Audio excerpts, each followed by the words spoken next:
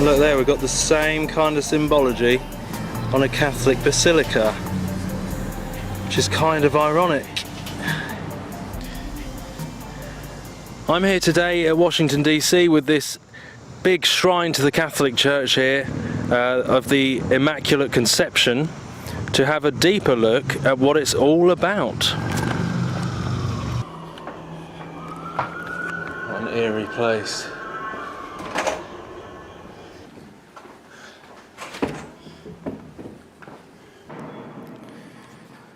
So let's go down into the belly, the underworld, where masses take place, into the heart underneath this, the tomb of this huge temple.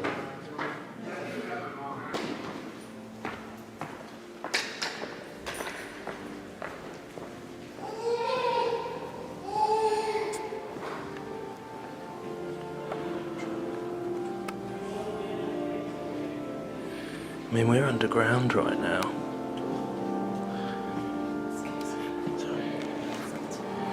This is underground, this is in the belly, underneath the big temple.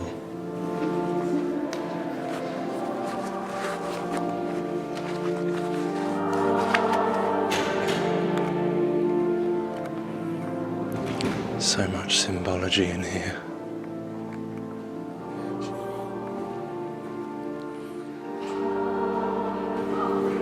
The National Shrine of Immaculate Conception. The birth pangs of the New Age, of abominations, ecumenical, one world under Rome.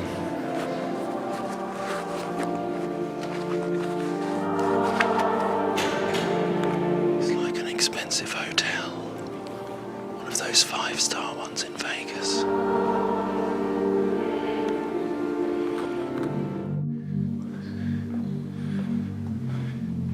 I mean, if that is not revering the Mother.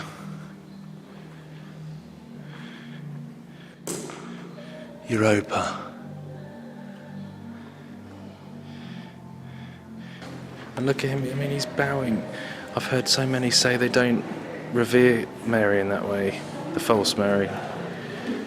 But he's bowing to this Ishtar, Isis figure. Coming out of the feminine gate, the female birthing womb. I'm sure I don't really need to say too much. It's already pretty obvious what that represents. Well, and there's that hexagon again. This same symbolism, just like the Star of David. The hexagon like we saw in the other place. The hexagon with mother and child coming through. And like the reference to the black sun. So Saturn, just like the NASA have recently shown with the hexagon on Saturn and all that. And look, the heart, connection to the heart of the earth. Heart of Mary, pray for us. So often I think it's like that birthing of that Tammuz, Nimrod, Antichrist figure from the heart of the earth, which they call Gaia, like the mother goddess Gaia. So I wonder if it's a reference to that. Definitely Ishtar, Babylonian, false religion, and this is their belief system I'm speaking about here. And the references to Saturn. 6-sided shape. The Antichrist, the birth of the Antichrist. A copy of the truth, of the true Messiah, but this is the inverted, the false one. So there's always parallels and mirrors to the real truth. It's just that this goes back to Egypt, Babylon, and there's always been usurping authority, as I said, usurping authority from the real legitimate Messiah, the real legitimate truth that we can read in the New Testament. This is how they are doing it and always have done it. This is the plan all along. At the fallen plan, the kingdom of darkness, our enemy, to usurp and trick and mirror and copy, to mislead people.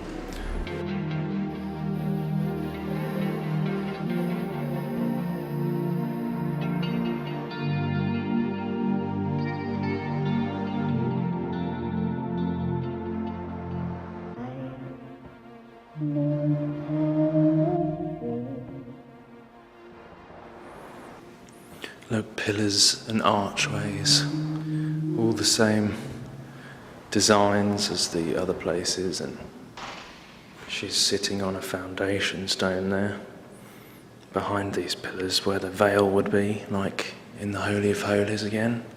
Same representation, the Mother Goddess, Semiramis, Diana and Child, the false Mary.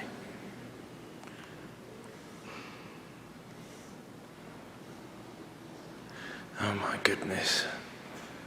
And once again, you see IXXI, which is Roman numerals for 9/11, on the cup.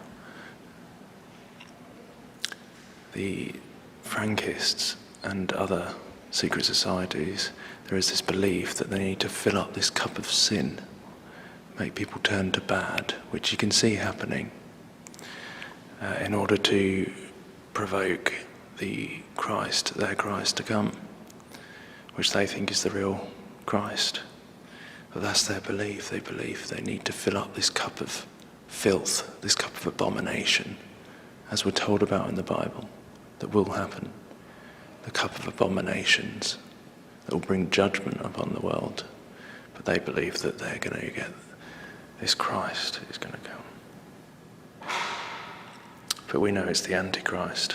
It's Nimrod from the days of the Tower of Babel. And this cup of abominations.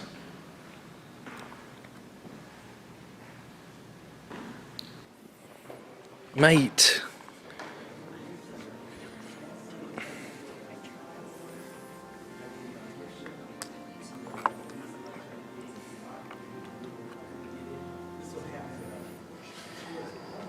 You know, even I've heard Catholics say that this Pope is very different from any other. The way he's uniting religions and one world, ecumenical, new world order. You know, the Jezebel spirit usurps authority where it has none. I was thinking about this the other day. The Jezebel spirit usurps authority where it has none. And this is kind of the way this new ecumenical religion, Babylonian New Age religion, is working. Usurping authority over where it has none. You know, it's pretty interesting. Usurping authority over the man, over Jesus, the true king. The Queen, usurping illegitimate authority.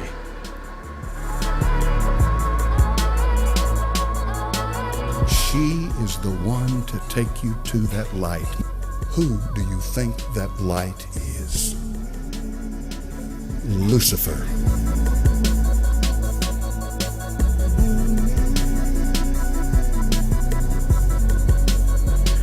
I mean, please do not tell me this is not an ornate temple of Diana, the Mother Goddess. Sorry. I don't think that went down too well. But look, the celebration of fertility.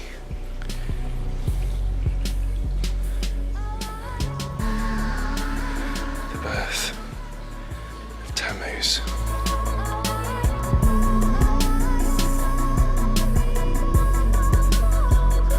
Whether you call her this, or you call her that, or you call her this, or you call her that, she's the same wherever you go. She is the Mother of God. She's the universal life force. Satan is very good at accommodating whatever culture, whatever age, whatever clime you happen to be in. Making a difference to him. He's very good at accommodating it. What I simply mean by that is he'll make you feel comfortable wherever you live in accepting his religion.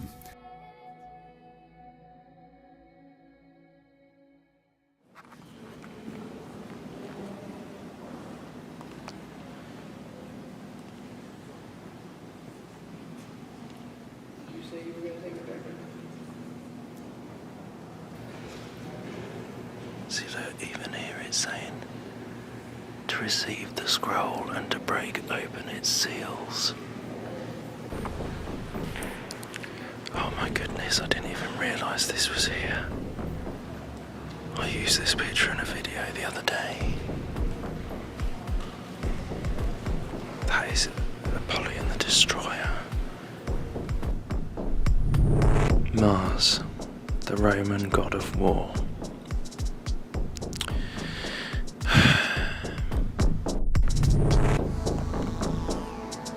And we've got that same representation of the Holy of Holies type thing, and him raising out of it Apollyon the Destroyer, the Antichrist. That is not Jesus. I don't think it takes much to work out that that's not Jesus.